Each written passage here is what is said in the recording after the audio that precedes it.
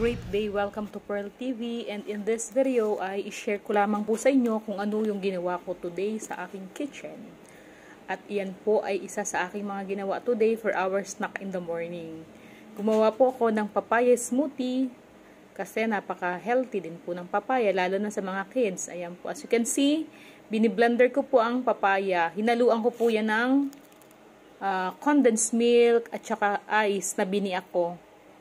Okay, hindi ako nakabili ng ice cubes, pero ginawan ko ng paraan yung nabili kong isang ice na buo. Ayun, crinak ko siya, tapos nilagay ko dyan at blender. Ganun lamang guys, napakasimple lang gawin. 'Di ba? Bili kayo ng papaya, mura lang papaya eh. Hindi ko naman inubos at yan na nga, ginawa ko na. Ayan, naubos ko nga kaagad eh, kasi masarap siya kasi so cold. Sobrang lamig. And yummy, hindi masyadong matamis, tama lang. At nagustuhan naman din ni Ate Shasha.